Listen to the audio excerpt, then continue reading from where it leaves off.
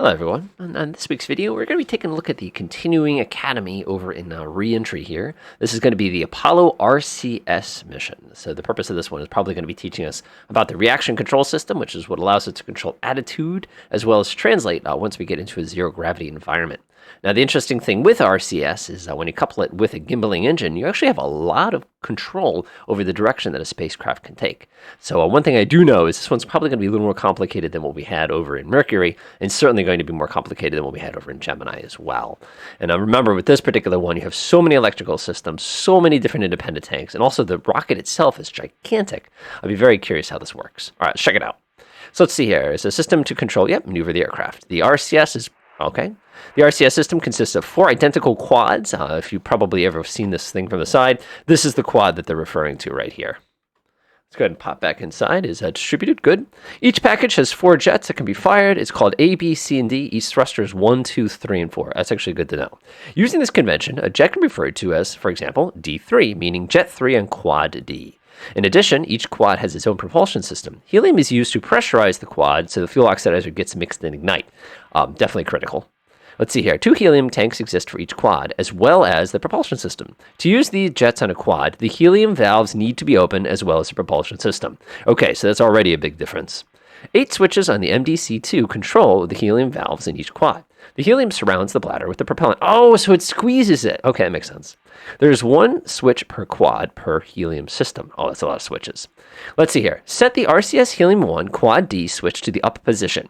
This will open the Helium 1 valve D in Quad D. All right, let's go find it. Okay. A talkback indicator indicates gray when the valve is open and barber pole if it's closed. So if it's gray, it is definitely open. Sounds good. Set the SM RCS Helium to down position. Click. Yep, so that tells us that we can no longer... Okay, so there's no helium, so you can't force the propellant into there. Okie doke. The SM RCS propellant system works in the same way, but using 5 switches just below the remote controls. Each quad can be monitored by cranking it. So if I crank this to Quad D...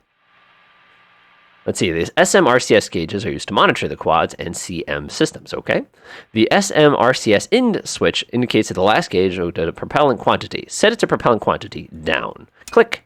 And that tells us how much propellant we have left. Okay, wow, this is quite a bit more complicated than what we had over in Gemini. Heaters are used to increase the temperature in the quad if it gets too chill. Haha, literally. The command module RCS system has 12 thrusters and provides attitude control of the spacecraft. 2 redundant systems are named 1 and 2 and used to control the 12 thrusters. As with the SM RCS system, helium is used to pressurize the systems. Okay. Set the C command module reaction control system pressure switch to the up position to pressurize the thrusters. All right, so I got to lift up this big scary switch, and I'll click that up. Okay, so that's going to pressurize the RCS. All right, copy. Then the CM RCS propellant needs to be pressurized. And we just do that. Set this to the up position. Copy.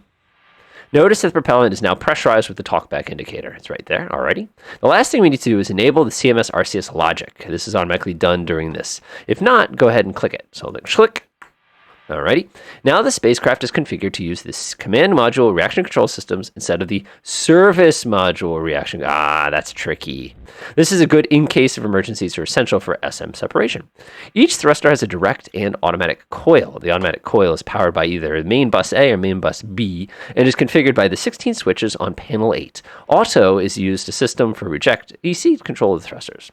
The reaction jet and engine control is controlled in the SM to trigger the right thrusters based on commands from the control sticks or the digital autopilot CMC. The direct coils are controlled directly from the stick input.